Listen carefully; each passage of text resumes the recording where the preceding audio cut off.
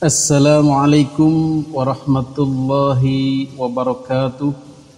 Alhamdulillahi wa kafa alladzi lahul asmaul husna was sifatul ulya wa huwal ma'budul murtaja wassalatu wassalamu ala nabiyyil mustafa wa ala alihi wa ashabihi ahli sidqi wal wafa, amma ba'du.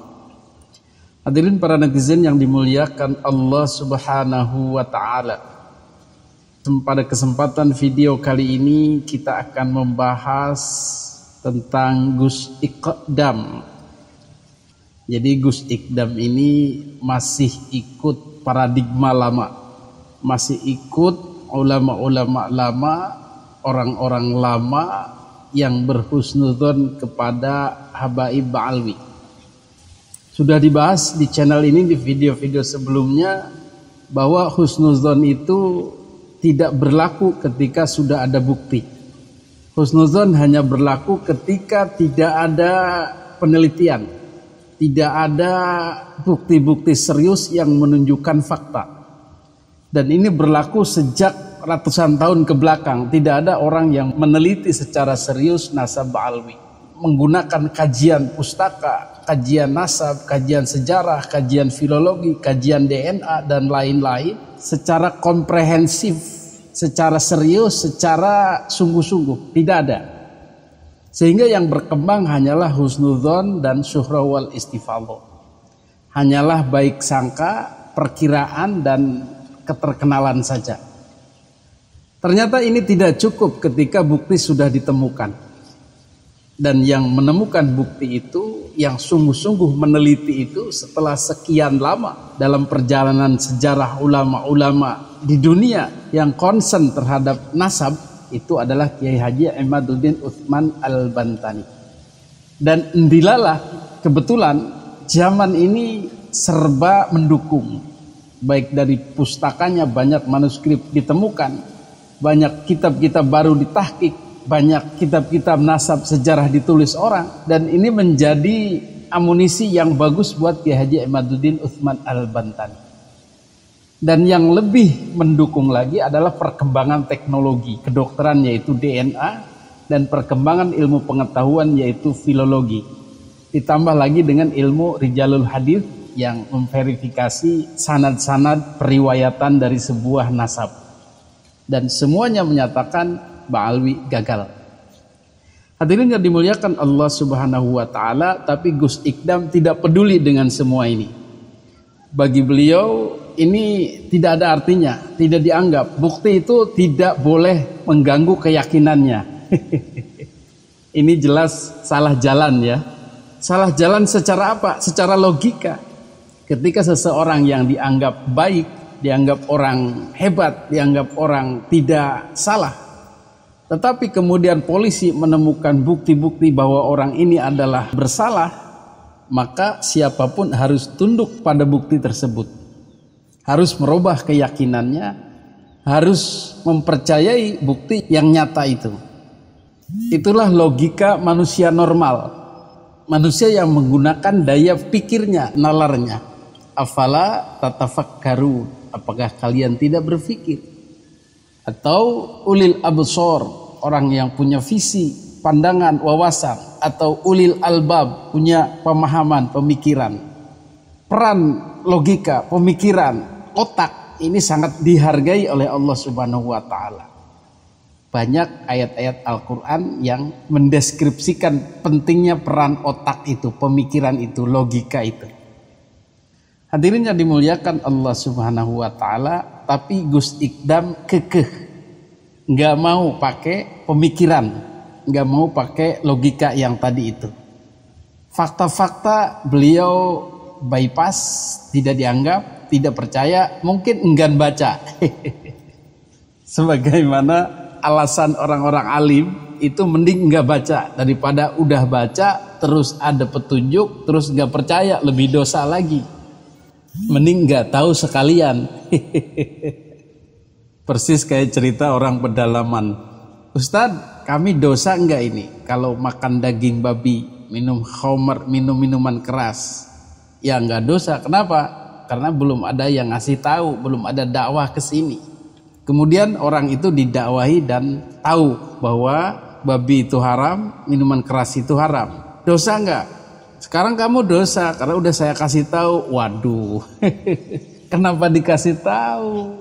Dosa aja jadinya, mending jangan dikasih tahu biar enggak dosa. Itu logika lucu.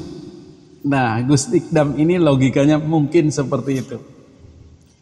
Hadirin yang dimuliakan Allah Subhanahu wa taala, karena orang-orang yang menggunakan nafsunya tadi, menggunakan ikatan emosionalnya tadi untuk mendukung sesuatu yang sudah jelas-jelas ada dalilnya, maka mereka cenderung korupsi.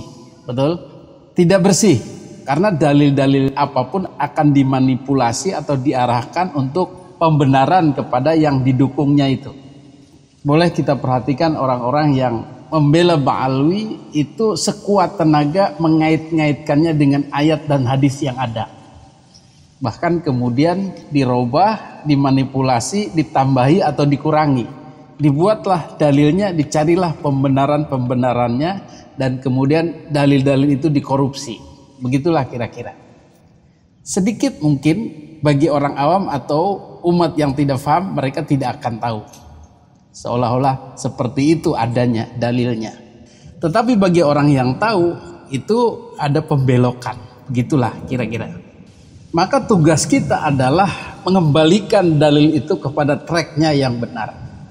Merestorasi atau memperbaiki kerusakan-kerusakan, penambahan, pengurangan korupsi yang dilakukan oleh orang tersebut.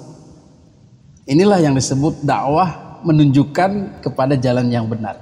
Tidak diselewengkan atau diperalat untuk mendukung sesuatu yang tidak benar. Hadirin yang dimuliakan Allah Subhanahu wa taala, fenomena korupsi dalil ini juga tidak melulu pada Gus Ikdam. Ada juga yang sebelumnya pada Ustadz Adi Hidayat, sudah dibahas. Ustadz Adi Hidayat pun melakukan hal yang sama. Jadi ada sebuah dalil yang sebenarnya tidak menunjukkan ke sana, tetapi ditambahin sendiri dalam penjelasannya dalam surahnya. Ketika waktu itu menjelaskan tentang illal mawaddata fil qurba. Qurba itu kan hubungan kekeluargaan antara Kangjeng Nabi dengan orang-orang Quraisy, yang satu klan, yang satu keluarga besar. Tetapi oleh Ustadz Adi Hidayat dilarikan kepada habaib. Padahal di dalam hadisnya sendiri, di dalam dalilnya sendiri tidak dikatakan itu habaib atau ahlul bait yang di luar 4 itu. Begitulah kira-kira. Silakan dicek lagi videonya. Untuk Gus Ikdam, ini ada sebuah hadis yang juga menyertakan habaib. Padahal di dalam redaksinya tidak disertakan. Saya di zamanun ala ummati yafirruna minal ulama wal fuqaha. Itu redaksi aslinya. Yang cocok dengan panjangan semua. Saya di zamanun ala ummati yafirruna minal ulama wal fuqaha. Akan tiba di mana zaman orang-orang itu tidak mau mempelajari ilmunya Allah, menjauh dari ulama, menjauh dari habaib, menjauh dari kiai. Jauh dari ulama, menjauh dari habaib, menjauh dari kiai. Jauh dari ulama, menjauh dari habaib, menjauh dari kiai. Jauh dari ulama, menjauh dari habaib, menjauh dari kiai. Kalau orang itu sudah menjauh dari kiai, menjauh dari ulama, menjauh dari habaib, apa yang terjadi? Yurfa'ul barokah min kasbihim. Kamu kerja kayak apa, akan diangkat barokah dari usaha-usahamu. Na'udzubillah min dalik. Tetapi kemudian ditambahi oleh Gus Ikdam untuk mempertegas dukungannya kepada habaib Ba'alwi. Jadi habaib Ba'alwi ini disertakan ke dalam hadis itu. Minal fuqaha wal ulama wal habaib. Kenapa beliau memasukkan? Karena menurut beliau fuqaha, ahli-ahli fikih itu, ulama-ulama, garis miring kiai, itu setara dengan habib. Jadi dalam pandangan beliau itu fuqaha, ulama, habaib itu satu. Jadi tidak ada keraguan, tidak ada pemisahan lagi. Padahal kita tahu tidak setiap habib itu ulama. Tidak setiap habib itu fuqaha, ahli fikih. Ada habib yang jadi pendeta. Ada Habib yang jadi pemerkosa, ada Habib yang mabuk-mabukan, ada Habib yang mencangkuli sawah orang, sawah tetangganya, sawah mencongnya itu. Tetapi oleh Gus Ikdam semuanya sama dengan fuqaha dan ulama. Tentu ini menyesatkan, menganggap semua habaib itu setara fuqaha dan ulama. Tidak mungkin. Dan kalaupun ini misalnya habaib Ba'alwi benar keturunan Nabi, jelas surah atau penjelasan seperti itu juga tidak masuk. Karena tadi itu tidak setiap keturunan Nabi itu fuqaha wal ulama. Ada orang biasa, ada orang bahkan ahli maksiat. Betul? Tetapi karena nafsunya yang begitu bergejolak, yang begitu membara untuk membela Ba'alwi, entah kenapa beliau ini kok begitu menggebunya, maka pesanan ini dimasukkan dalam hadis, ditambah-tambahilah begitu. Bahkan Nabi bakal marah, loh kok dimasuk-masukkan itu, aku tidak ngomong habaib kok, kamu ngomong begitu. Ini jelas menyesatkan nantinya untuk umat. Yang pada akhirnya muncullah pengkultusan kepada habaib itu sendiri. Karena sudah disetarakan mau bagaimanapun keadaannya sama dengan al-faqih, dengan al-alim ahli fikih dan ahli Quran hadis. Tetapi memang ini sejalur dengan doktrin habaib lainnya bahwa justru habib yang bodoh itu lebih mulia daripada ahli fikih, ahli agama tadi. Fuqaha wal ulama itu lebih tinggi habib. Mungkin itu dalam otaknya Gus Ikdam itu masih seperti itu. Makanya ini disetarakan pun sudah syukur. Ada yang di bawahnya malah. Masya Allah. Inilah pemikiran-pemikiran yang masih ya dalam tanda kutip jahiliyah ya, gelap.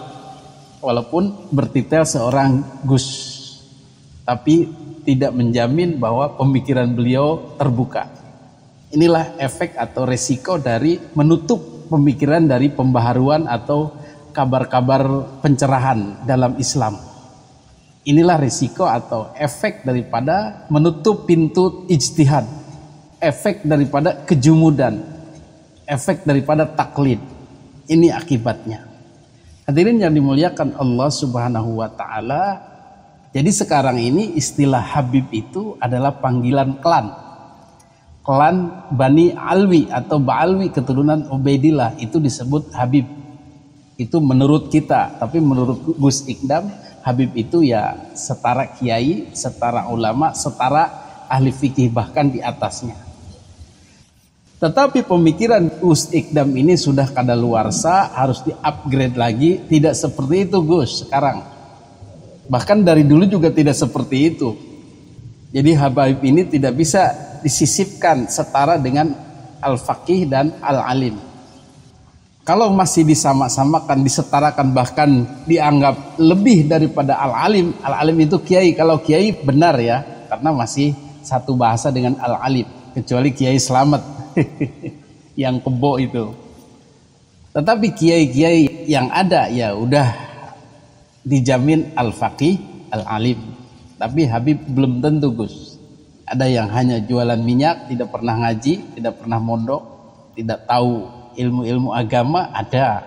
Itu tidak bisa disetarakan. Hadirin yang dimuliakan Allah Subhanahu wa taala, lalu bagaimana cara kita meredam ini semua?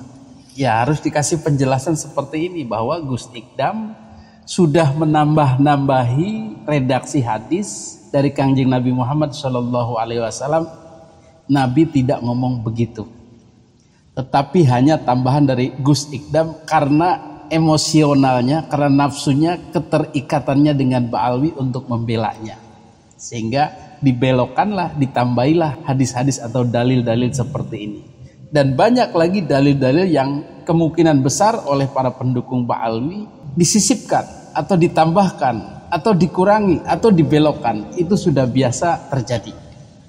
Inilah tugas kita, beratnya dakwah kita untuk selalu mengingatkan kepada sedulur-sedulur kita supaya kembali kepada ajaran yang benar.